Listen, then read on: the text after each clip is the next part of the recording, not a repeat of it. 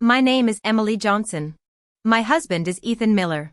During the afternoon office tea break, his secretary Sophia ordered him a full sugar bubble tea. Out of habit, I reached to test the sweetness for him. But Ethan, who normally avoids sweets, snatched it away with a chuckle. Having something sweet occasionally won't hurt. Don't scare her with your usual overreactions. I smiled gracefully and drafted divorce papers. I know, you're just changing tastes. Perfect timing. I've grown tired too. My outstretched hand froze mid-air. Sophia finally noticed me. Oops. My bad. Ms. Johnson. I thought women your age would be extra careful about weight management and skincare. Didn't think you'd want sweets. Want mine instead? Though I don't stress about my figure. So I got extra sugar. Hope you don't mind? When I stayed silent, she glanced awkwardly at Ethan. He quickly rescued her. She's watching her weight lately. Look at her arms, almost as thick as your thighs. Keep your drink. The girl happily sucked her straw. Milk foam dotting her lips. Ethan immediately handed her a tissue, casually patting her waist. Clean up. Kitten. Don't embarrass me outside. She playfully stuck out her tongue. Got it. Mr. Miller. Her eyes held neither respect for him nor deference to me. After she left, Ethan sighed theatrically and discarded the drink. Kids these days with their sugary crap. Thank God you don't like this, saved me from pretending to enjoy it. For years, I'd avoided sweets not for myself, but to protect his health and reduce diabetes risks for our future children. Yet he never grasped the weight behind pretending to enjoy it. Noticing my frown, he snapped, "What now? You scared her with that glare earlier." I calmly asked, "Why drink it if it's disgusting?" He faltered. My laughter felt like wet paper suffocating my heart. You'd risk your health to spare her feelings. Ethan flushed crimson. It's one damn drink. Must you weaponize my condition? You always ruin the mood. I wanted to celebrate you finally visiting the office. He deflected.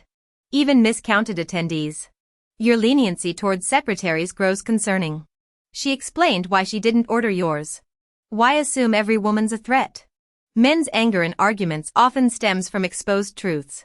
I left silently, taking the abandoned drink. At the door, Sophia forced a smile. Ms. Johnson. Address me as Miss Johnson during work hours.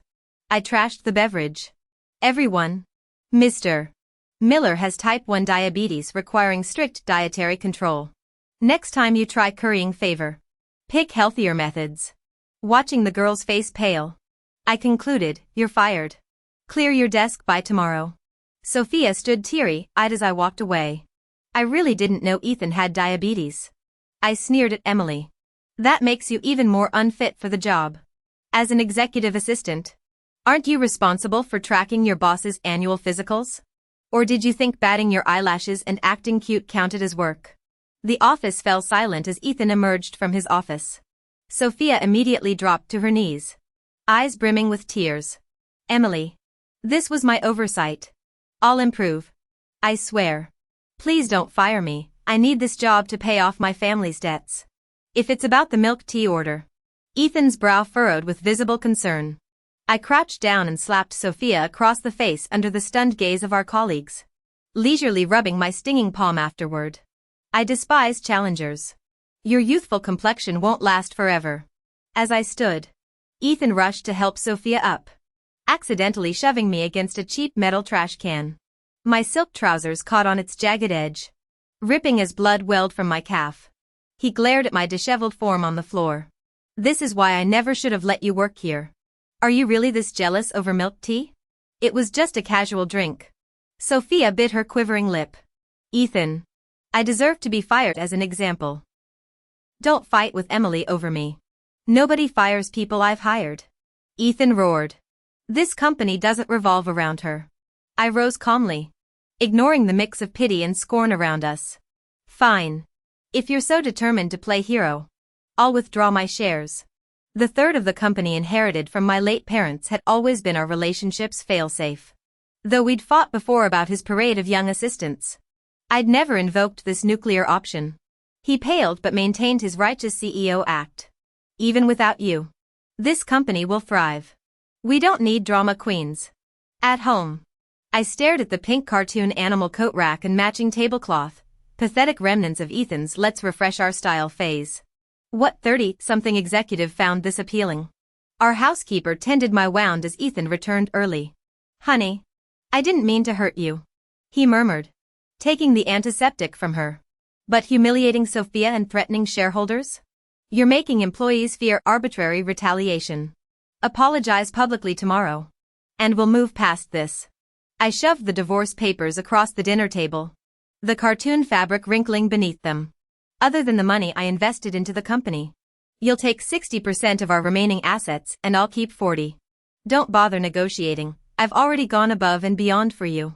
Ethan shot up from his seat, staring at me in disbelief. Divorce? Are you serious? You want to end our marriage over a cup of milk tea? I studied his face, now utterly foreign to me. Then explain why that trash can reappeared. He froze. We'd both struggled with health issues. 6 months ago, after tremendous difficulty, we'd finally conceived. I'd gone to his office to share the news. Overjoyed, he'd immediately called Sophia to schedule my prenatal checkup. Yet the moment I stepped outside, Sophia, clutching a metal wastebasket, collided with me. Its sharp edges gashed my abdomen. We lost the baby. Ethan had smashed that cursed container in rage, suspending Sophia without pay. Now, mere months later, that vile thing was back. She needed the money. Ethan avoided my gaze. Her father handcrafted these. Seemed wasteful not to use them. They're just containers, functional is enough. I wanted to support an employee through hardship while recycling materials. It made sense. I drew a shaky breath, laughter bubbling bitterly. So you've been giving her an extra $3,000 monthly from your own salary? His brow furrowed. Her family's destitute. Her father's an ex-con. I'm just helping. I raised my hand, tears burning. You'll bend over backwards for a stranger. Yet refused to hire my own brother even for $2,000 a month? Those junk bins are worth $3,000 of flattery? He paled. My brother had served time for excessive self-defense years ago. After his release, no one would hire him. I'd begged Ethan to let him work as a warehouse clerk or driver, anything for basic income. But each time I pushed, Ethan found ways to sabotage him. Their Cold War ended with employee concerns forcing my brother out. I'd consoled myself then that Ethan prioritized staff welfare. Reluctantly, I'd found my brother construction work elsewhere. He died at his worksite. The memory clawed at my throat. Your sanctimonious excuses make me sick. Ethan stood rigid, wordlessly throwing the divorce papers into a trash can. Dream on about divorce. My smile turned arctic. Then prepare to repay every cent you spent on Sophia through marital asset recovery. Pray your paper trail's flawless. He flushed crimson. There's nothing between us. She's just my secretary. Why dredge up the past? Because I'm correcting past mistakes. Supporting employees isn't a crime. And he's dead now. What more do you want? The crack of my palm across his face echoed through the room. He stared at me in disbelief before delivering a sharp slap that sent me sprawling. Emily. Enough. Divorce over trivial matters? Physical violence? Look at yourself, utterly deranged. You need to be taught a lesson. My cheek burned as tears streamed down. The metallic taste of blood mingling with salt. 2 human lives meant nothing to him. When my hollow gaze met his, fleeting guilt flashed across his features. Reflect on your actions. He barked stiffly. Stop manufacturing drama. I leveled my gaze. Ethan. This is your first strike against me. I swear it'll be your last. He hesitated at the doorway but didn't look back. I called Daniel, finalizing plans to transfer my shares. 4 days. Ethan didn't return home. My social media feed chronicled Sophia's conquests. Took the CEO to a food truck today. Can you believe he's never had authentic street tacos? PSA, new boba shop uses cheap sweeteners. Cloying aftertaste. But Mr. Miller dutifully finished his drink. In every photo, Ethan's monogrammed cufflinks gleamed conspicuously. I screenshot the evidence for my lawyer while coordinating stock transfers with corporate finance. Ethan finally grasped my seriousness when he stumbled into our bedroom drunk. Emily. Let's have a baby instead of divorcing. We'll replace what you lost. I need his groin. With your failing liver? Any child of yours would inherit misery. Clutching himself, he rasped. What the hell are you trying to do? We built this life together. Just following your lead. I said tonelessly. If you can develop new tastes, so can I. His bloodshot eyes promised vengeance as he slammed out.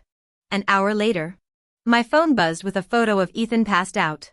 His face flushed against lace lingerie. A muscular arm gripped Sophia's thigh. Thanks for the chance to feel like a real woman. Sis. Who knew Mr. Miller could still perform after your little kick? I posted the screenshot publicly. The 2 a.m. police call came as no surprise. Mrs. Miller. Your husband caused a DUI collision. I brought divorce papers to the station. Ethan frowned. What nonsense are you pulling? She's young and reckless. But you're over 30. How could you post that kind of thing on social media? Have you no consideration for her dignity? Delete it now. I ignored him. The police said Ethan had hit someone while driving drunk. Not life-threatening, but serious given the circumstances.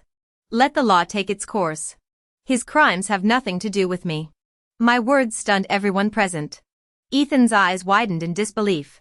Sophia sniffled dramatically. How heartless can you be? Mrs. Miller? If you hadn't been making divorce threats and demanding company shares, Mr. Miller wouldn't have gotten distracted. He's been juggling corporate fires and your tantrums for weeks. All he needed was some stress relief.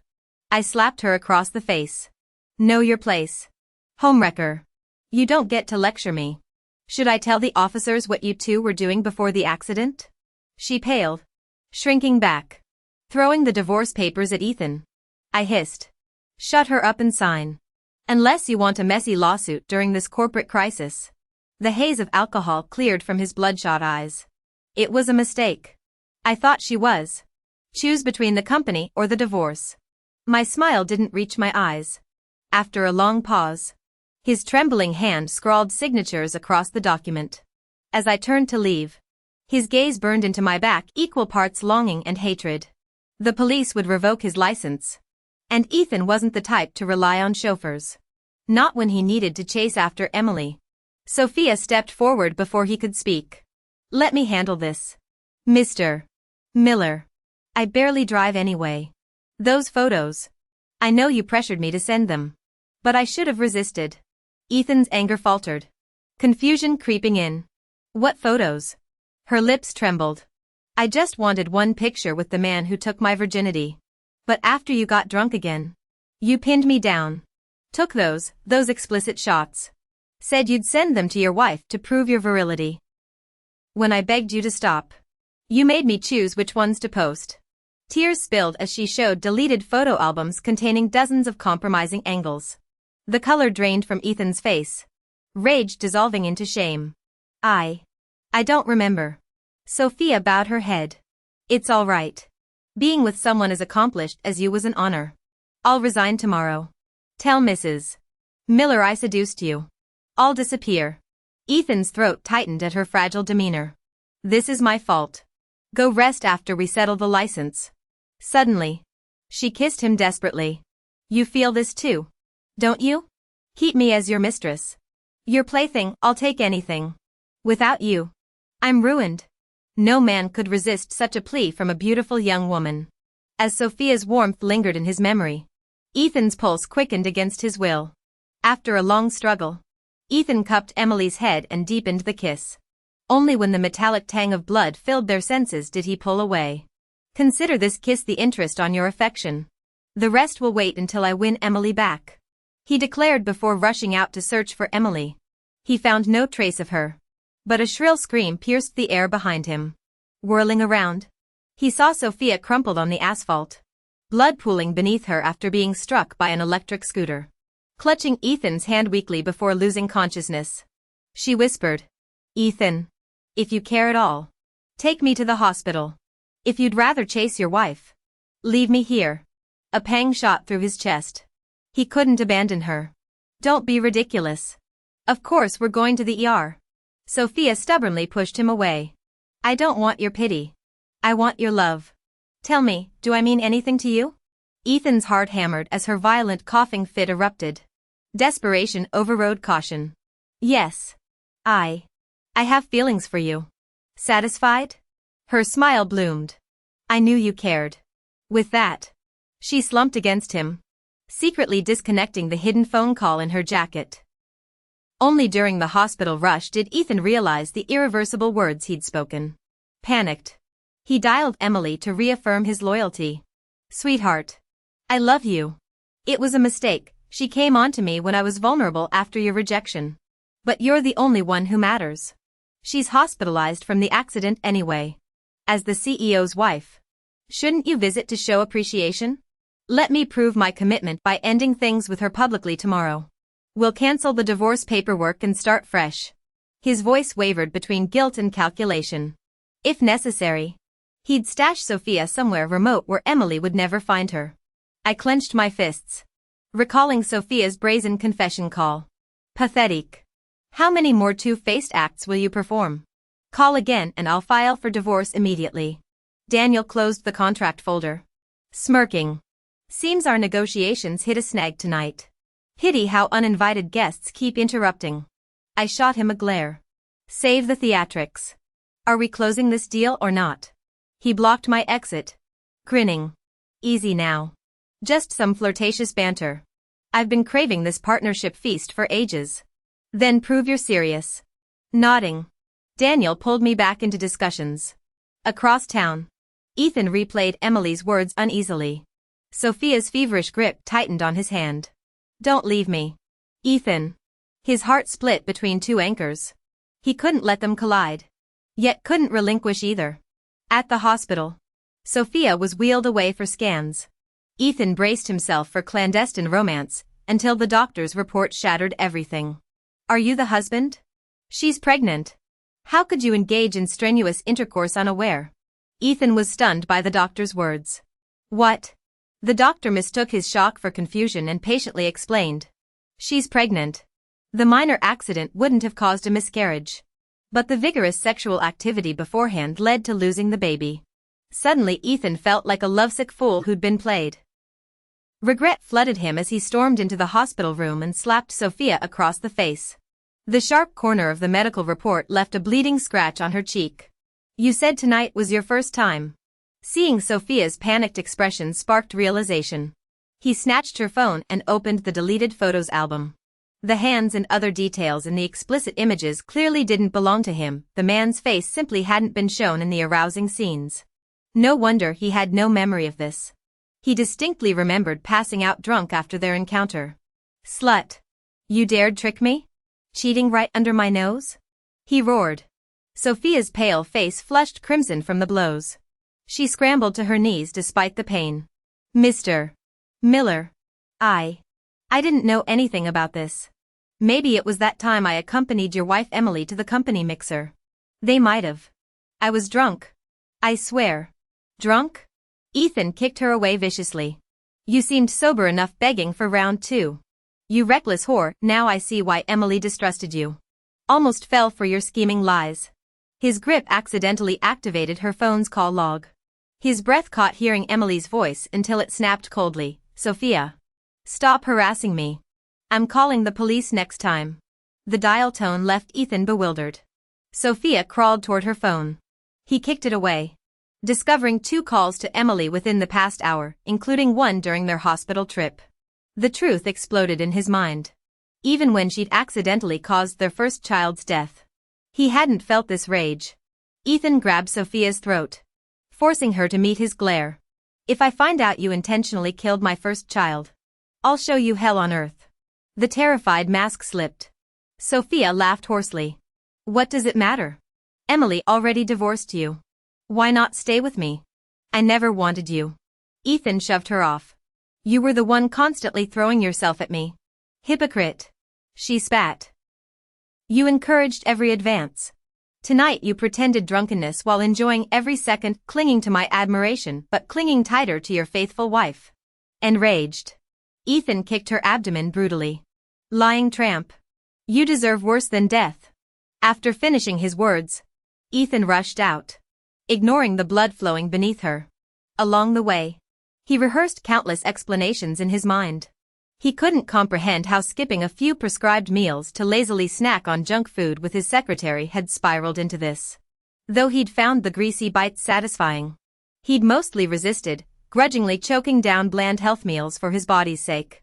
Today's cheat meal was just a momentary lapse. A harmless craving to spice up his routine. How had it all collapsed so catastrophically? He and Emily had built their empire from nothing, weathering every storm together. No hardship had ever torn them apart. Could a single bubble tea really destroy everything? He admitted he'd kept Sophia employed after the trash can incident.